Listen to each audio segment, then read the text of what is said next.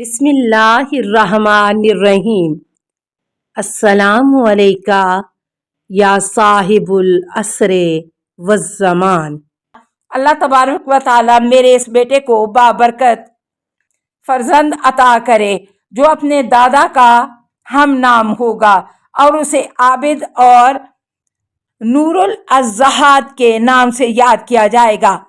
اس کے بعد اللہ علی ابن حسین کو ایک فرزند عطا کرے گا جو میرا ہم نام ہوگا اور سب سے زیادہ مجھ سے مشابہ ہوگا۔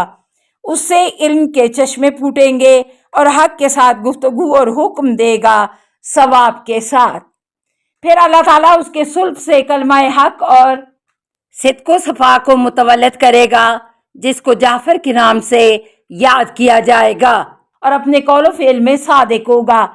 اسے متعون قرار دیا جائے گا جس طرح مجھے متعون قرار دیا گیا اور اسے رد کیا جائے گا جس طرح مجھے رد کیا گیا۔ پھر حسان بن ثابت آیا جس نے نبی صلی اللہ علیہ وسلم کے سامنے چند اشعار پڑھے اور نبی کریم نے اپنی بات منقطع کر دی۔ جب وہ چلا گیا تو رسول خدا نے ہمارے ساتھ نماز پڑھی اور حضرت عائشہ کے حجرے میں تشریف لے گئے۔ ہمارے ساتھ علی ابن ابی طالب اور عبداللہ ابن عباس بھی رسول خدا کے ساتھ حجرے حضرت عائشہ میں آئے اور رسول خدا صلی اللہ علیہ وسلم کی عادت مبارکہ تھی کہ اگر کوئی سوال کرتا تو اس کا جواب دیتے اور اگر خاموشی ہوتی تو خود سوال و جواب کی ابتدا فرماتے۔ میں نے کہا یا رسول اللہ میرے ماں باپ آپ پر فدا ہوں، اولاد حسین میں سے باقی خلفاء کے متعلق آگاہ کیجئے۔ رسول کریم صلی اللہ علیہ وسلم نے فرمایا ہاں اے ابو ہریرہ، اللہ رب العزت جعفر کو مولود عطا کرے گا جو نقی اور طاہر ہوگا، اس کا نام موسیٰ ابن عمران کے نام پر موسیٰ ہوگا۔ ابن عباس نے کہا یا رسول اللہ پھر کون ہوگا؟ حضرت محمد صلی اللہ علیہ وسلم نے فرمایا موسیٰ کے بعد اس کا بیٹا علی جسے رضا کے نام سے پکارا جائے گا جو موضع علم اور معدن حلم ہوگا۔ پھر فرمایا میرے باپ اس پر فدا، وہ مسافرت کی زمین پر قتل کیا جائے گا۔ پھر علی کے بعد اس کا فرزند محمد المحمود ہوگا، خلق کے درمیان سے اطہر الناس اور خلقت کے لحاظ سے ان سے احسن ہوگا۔ پھر محمد کے بعد اس کا فرزند علی جو طاہر الحسب اور صادق الحجہ ہوگا۔ پھر علی کے بعد اس کا فرزند حسن ہوگا جو محمون النقی اور خدا کی جانب سے طاہر الناطق ہوگا اور حجت اللہ کا والد ہوگا۔ پھر اللہ تبارک و تعالی حسن کے صلب سے ہماری اہل بیت کے قائم کو متولد فرمائے گا جو زمین کو اس طرح عدل و انصاف سے پر کر دے گا جس طرح زمین ظلم و جور سے پر ہوگی۔ پھر ہیبت موسیٰ، حکم داؤد اور حسن عیسیٰ کا وارث ہوگا۔ پھر آپ نے آیت مجیدہ کی تلاوت فرمائی ذریۃ بعضھا من بعض واللہ سمیع العلیم، سورہ آل عمران آیت نمبر 34۔ حضرت علی ابن ابی طالب نے فرمایا یا رسول اللہ میرے ماں باپ آپ پر فدا ہوں، وہ کون ہیں جن کا حضرت صلی اللہ علیہ وسلم نے ذکر فرمایا ہے؟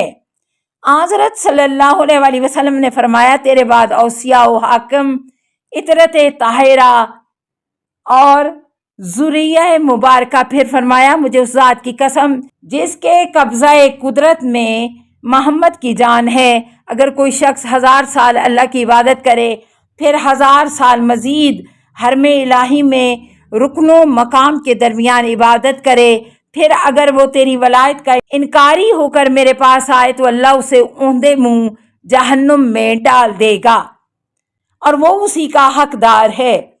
ابو علی محمد بن حمام کہنے لگا ابو ہریرہ مجھے آپ پر تعجب ہے کہ تم ایسی روایات بھی ذکر کرتے ہو اور پھر بھی فضائل اہل بیت کے منکر ہو۔ بحار الانوار جلد 36 صفحہ 312 تا 314، حدیث 158 عن کفایت الاثر۔ یا رسول اللہ آپ صلی اللہ علیہ وسلم کے بعد صاحب الامر کون ہے؟ امام حسین علیہ السلام سے روایت ہے کہ ایک مرتبہ میں اپنے جد رسول خدا صلی اللہ علیہ وسلم کی خدمت میں حاضر ہوا تو سرور کائنات کو مغموم اور متفکر پایا۔ میں نے سوال کیا، یا رسول اللہ، کیا وجہ ہے کہ میں آپ کو متفکر دیکھ رہا ہوں؟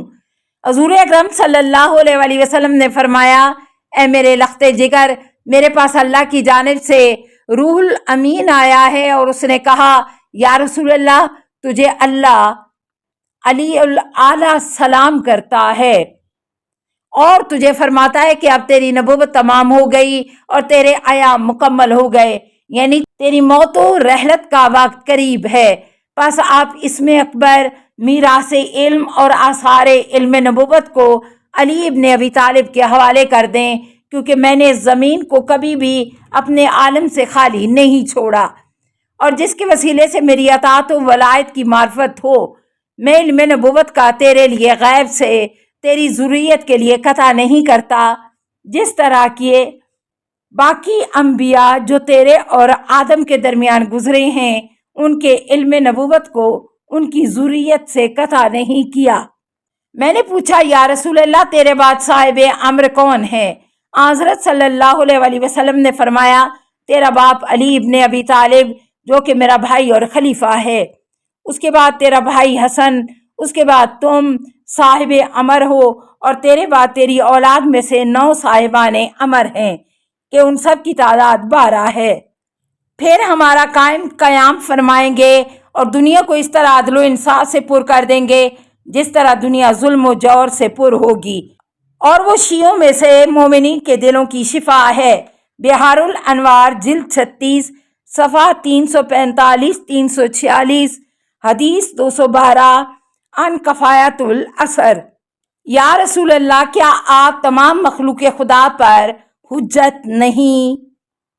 امام حسن ابن علی سے روایت ہے کہ ایک روز حضرت صلی اللہ علیہ وسلم نے اپنا خطبہ دیتے ہوئے حمد و ثنائے پروردگار کے بعد فرمایا، اے لوگو، مجھے پکارا گیا اور میں نے لبیک کہا، یعنی میرا وقت وفات قریب ہے، اور میں تمہارے درمیان 2 گراں قدر چیزیں چھوڑے جا رہا ہوں، ایک اللہ کی کتاب اور دوسری میری اطرت اہل بیت۔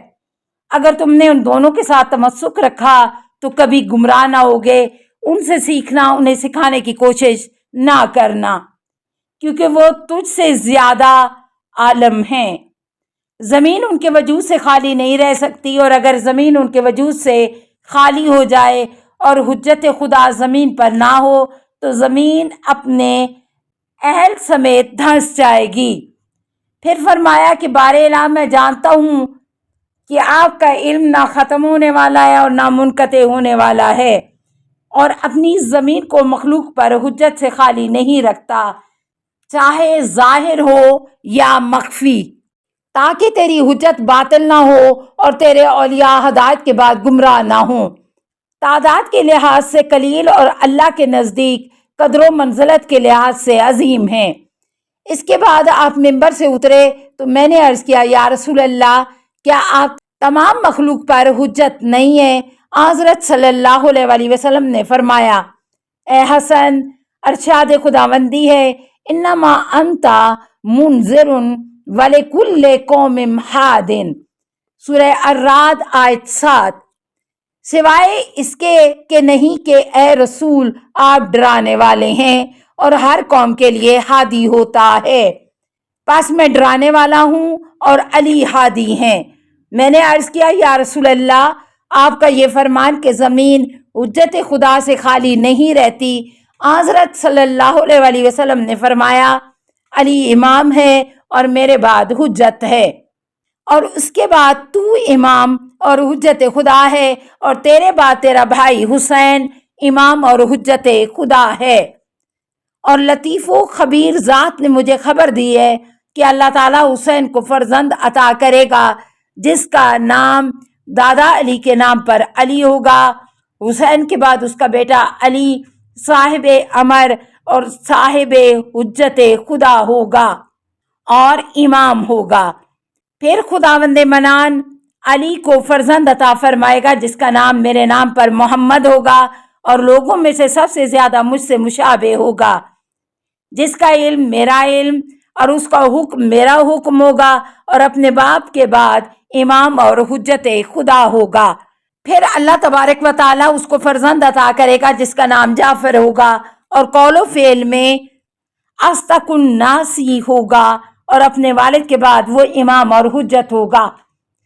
السلام علیکہ یا صاحب العصر والزمان، الامان الامان الامان من فتن الزمان، السلام علیکہ یا خلیفۃ الرحمن، السلام علیکہ یا امام الانس والجان، السلام علیکہ یا مظہر الایمان، السلام علیکہ یا شریک القرآن، السلام علیکہ یا قاطع البرہان، السلام علیکہ یا امام زماننا ھذا اجل اللہ فرجک وسہل اللہ مخرجک وظہورک، السلام علیکہ ورحمۃ اللہ۔ اللہم صلی علی محمد و آل محمد۔